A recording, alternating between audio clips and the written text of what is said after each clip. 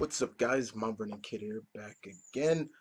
I'm the Geek Lord of New York is here. How's everybody doing? So what are we doing today? So today, guys, we're here to talk about um, the books that I picked up for the week, the last final week of October.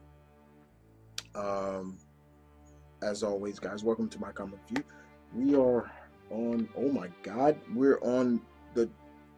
This is actually a milestone. We're on my 200th comic review, I believe. Yeah, we are. Um,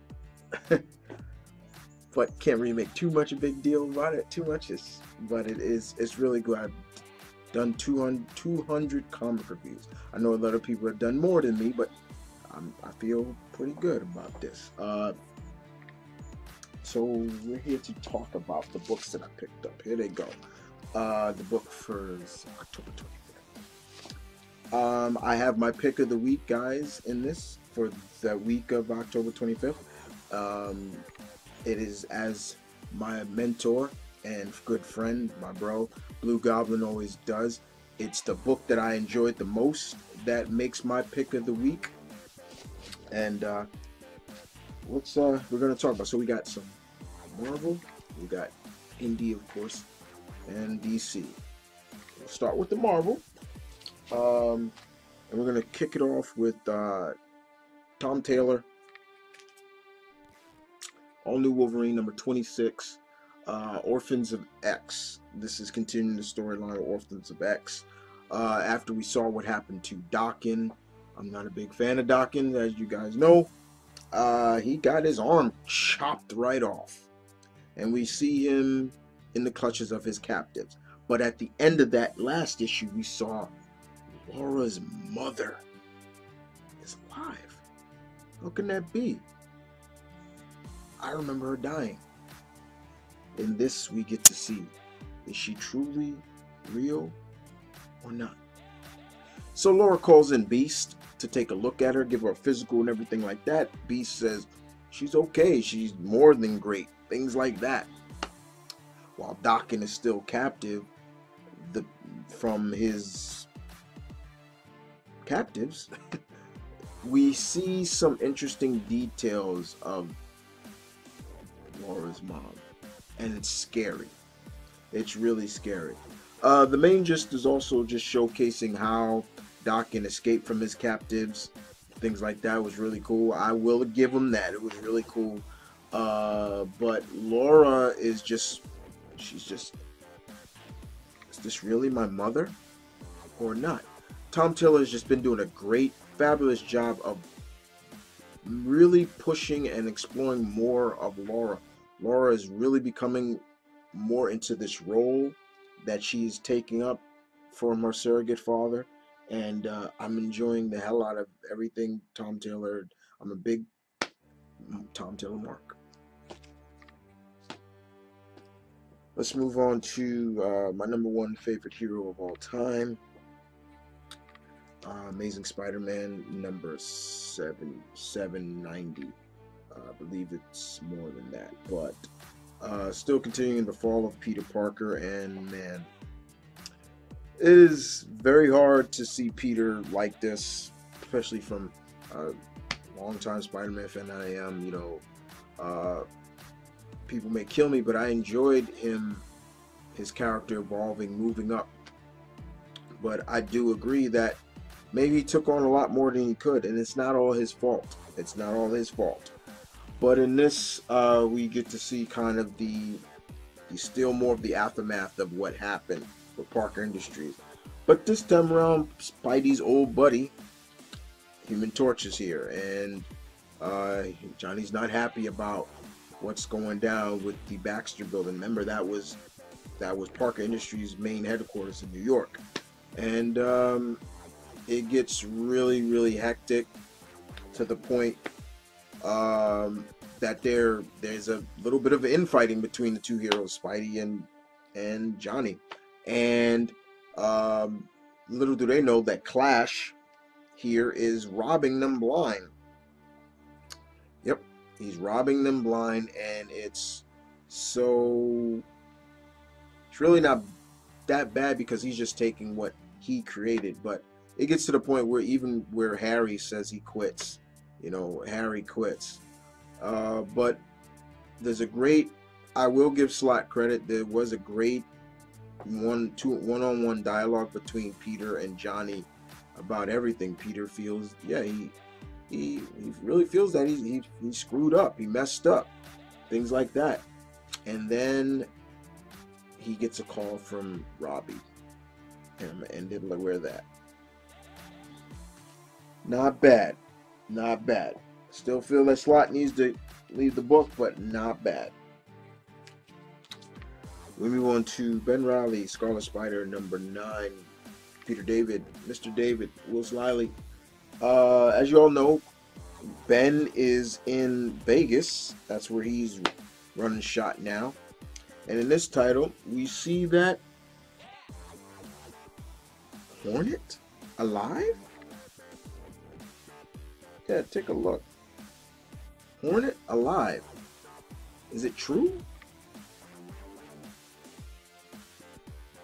If my memory serves me correct, guys, Hornet was killed by Wolverine in Enemy of the State Part 1.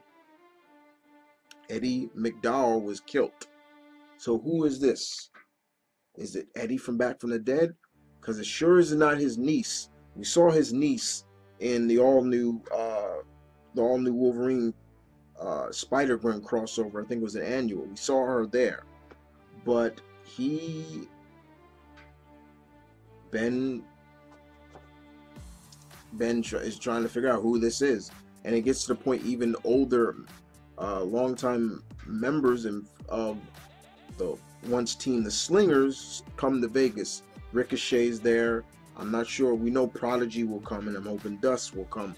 But he's even investigating, like, could this really be his old teammate, his old friend, or is it not? Or is he just somebody with the Hornet costume, just using it? Good storytelling as always. Not the biggest cliffhanger from the king of cliffhangers as I call Mr. David, but it was still good nonetheless. Black Panther number 166, Claw Stands Supreme, Part 1. Yeah, Ulysses Claw is back, and this really focuses more around Ulysses Claw in this, guys.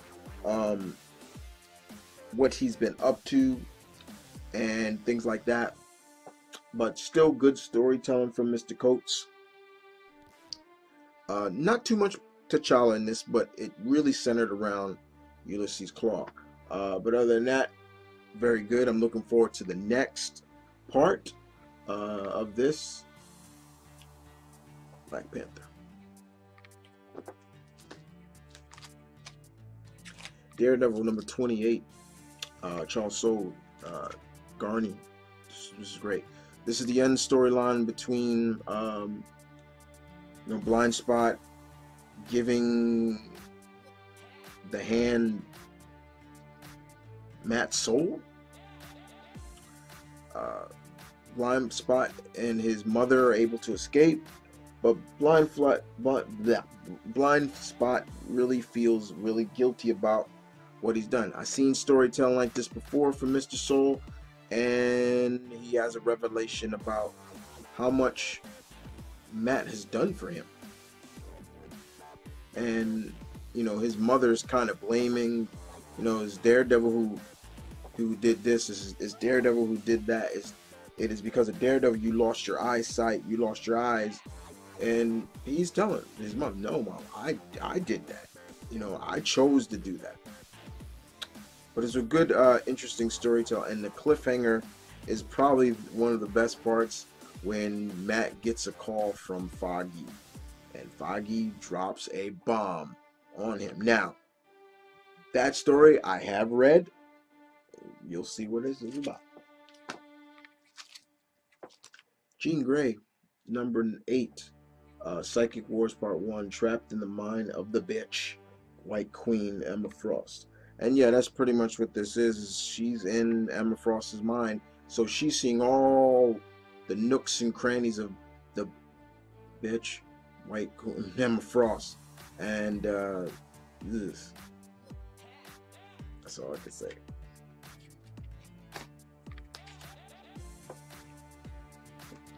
Weapon X, what is this? Number 10. Greg Pak, Fred Van Lint. Weapon H meets his maker. Yes, Weapon H, the hybrid Wolverine of Wolverine meets his maker, and truly, who is truly the monster here? That's what the storytelling in this one. Who truly is the monster? And it's a really good, interesting tale that we find that maybe Weapon H is not so bad. Logan and his team are still on the search trying to find him, and they do come in contact with him. But just the sheer, his maker, the person that created him, is, oh my God, she's just somebody you want to see get gutted. Very much.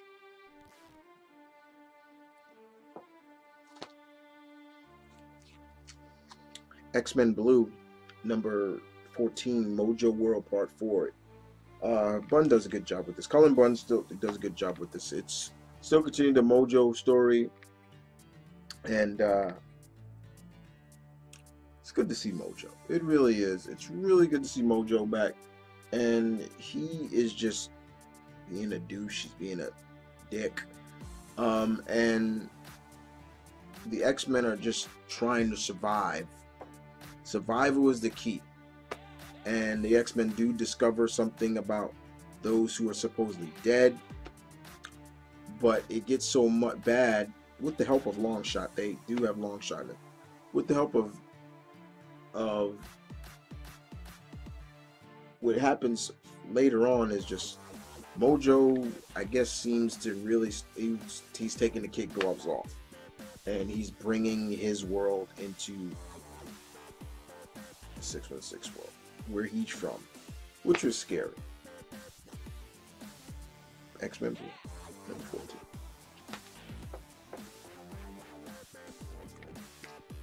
Let's move on to indie books. I got a few for you, and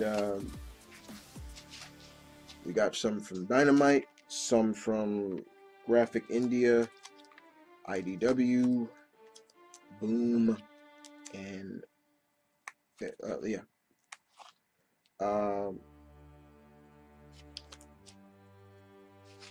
Let's start it off with Dynamite.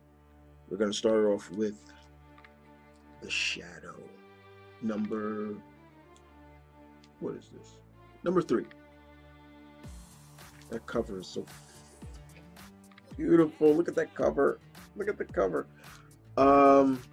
So this seems to take place, this story seems to take place modern, but also goes back to the past.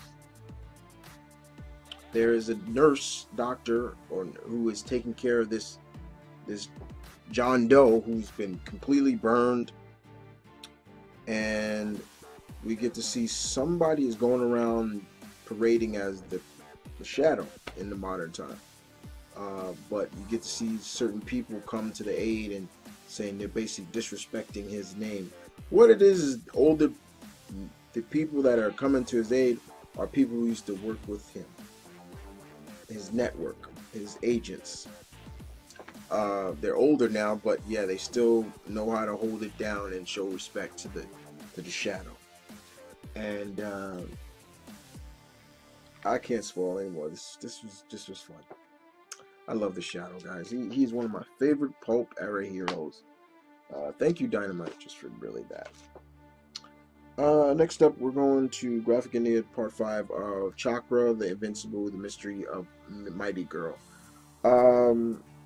Another fun issue. You know, Chakra now has a partner somewhat. His classmate Leela has gained powers as well, and it gets dire for both because they don't know, the professor and all of them don't know how long Leela is going to have her powers. But in the meantime, she's going to do all she can. She's got super strength and speed. But it was fun nonetheless.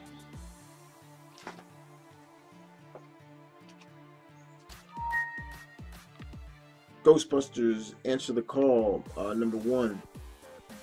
This is basically storytelling from the all-female cast. You know, Holzman, Aaron, uh, Gabby, and Patty. And they're in Brooklyn. They are in the brownstone section of, I forgot which area of Brooklyn they said, but they're in a brownstone, and they come across a ghost that looks like a kid, and they find out it's more than just a kid, and the story progresses from there. Now, once again, people ask me all the time, did you like the Ghostbusters all female? I didn't hate it, and I enjoyed this. This is really fun. Um, it kept the interest for me, as well as had the characters down pat. Thomas, who wrote this, did a good job. I'm looking forward to the next issue, because it's looks like it's gonna get real bad real quick. All right, moving on to Boom, and Kyle Higgins just continues to kill it with this title. We're on issue number 20, the 20th issue of Mighty Morphin Power Rangers. First on that cover, beautiful. Now, this story, basically, the nitty-gritty of it is, it's basically saying that there were Rangers before, the kids. This takes place, I believe, in the 60s. Zordon has enlisted the help of individuals all around the world. A soldier from Vietnam, a Russian, Brit, kind of a hippie-esque Brit, a secretary, and the roles are switched. One male is pink, so it's not well, the pink goes with the females. No, the leader is a female. She's the female Red Ranger, and their biggest thing is to find Rita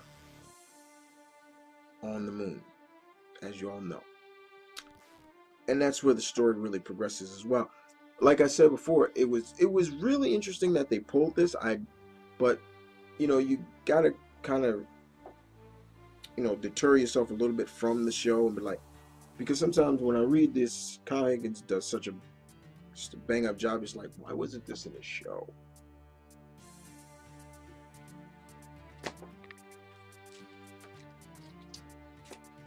Okay. And we move on to my,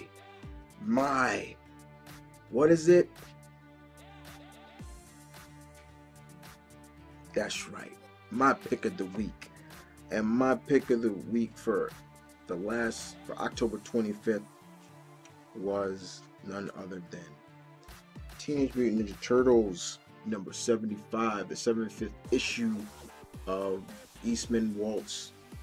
This is the Trial of Krang Part 3, and my God, this was great. First of all, it's very thick. Was this worth the $8 that I paid for it? Because it was $7.99. Yeah, it was worth it. There was a trial for Krang for war crimes, genocide, everything Krang has done. There was a trial for him, and the Neutrinos and the Neutrino King is being the judge, and it gets crazy with people coming to testify against Krang, including Leatherface, and oh my God, they always say justice is served with the justice is served. Justice was served big time. I don't want to ruin it, but yes, this was excellent. And it sets up for what is to come later. Like I said before, the pick of the week is the book that I enjoyed the most.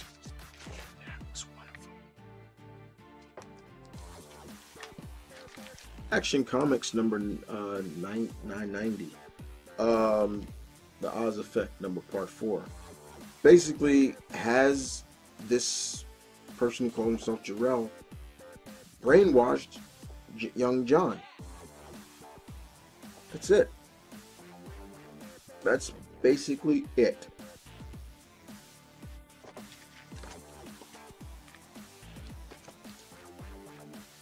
Detective Comics number 967.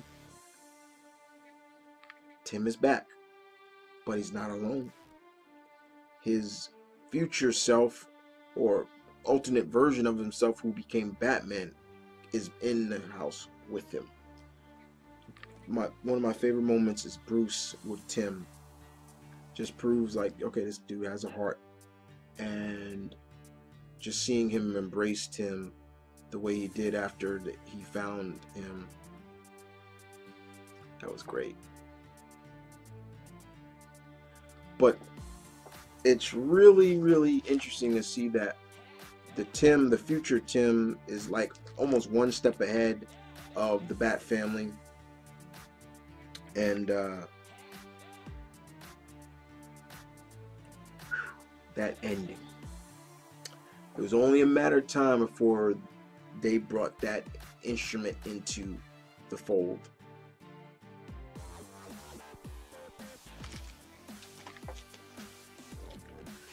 Flash number 33, Bat Son of Hell. Dark Knight's. This is Dark Knight's metal tie-in. It is what it was. You know, I'm not reading Dark Knight metal. It just really doesn't interest me, but it was what it was. Hal Jordan, the Green Lantern Corps, number 31, Mind Games. Venditti.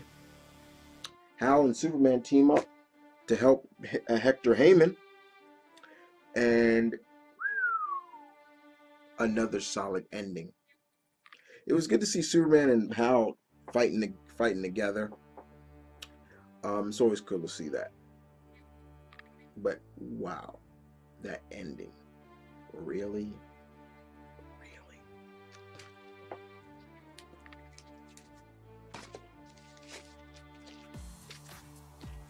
Justice League of America number 17, Panic in the Microverse, Ray versus Ryan.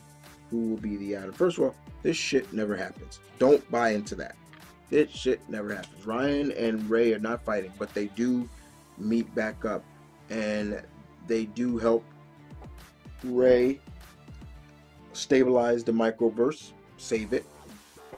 And Ray, being who he is, literally tells Ryan that you've done everything, almost slightly, basically giving him his props. They say, you've done things better than I have done as the Atom. And so I entrust the title to you.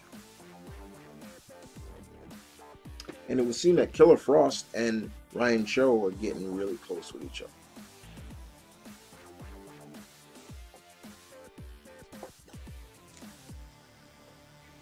Wonder Woman number 33, Time Passes. This was an interesting tale. This is basically the tale of Grail, who is the daughter of Darkseid. Let me repeat that once again for you if you didn't hear that. Darkseid. Yeah. And we get to see that she's been around throughout history, throughout time, killing legendary heroes of the past. Perseus, for example, Perseus was one of them, and you see her just gut him. She's got skills, she's got everything. She's very brash and arrogant. She's a dick, but she's going around wiping out heroes of myth to help give her father some sort of, because in this story Darkseid is a child at one point, and he keeps de-aging. It was weird seeing Darkseid young, bald, still with his famous hand behind his back, glowing red eyes, and he's like maybe 10 years old calling this girl daughter. It was really funny at the same time, but very interesting. And they do know about Hercules. It is taking place in the past. and they do know about Jason, Diana's twin brother, and all Darkseid says is, we have plans for him. Now, I've read the next issue, and I will get to that later on. But what?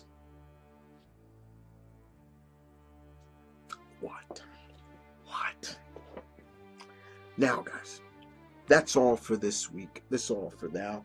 I will be back, as always, again, for another 2 reviews, new back-to-back reviews of 2 weeks of books that I've picked up. As you guys know, I get my books now every other week, bi-weekly, if that's basically what you want to call it. I don't get them weekly anymore.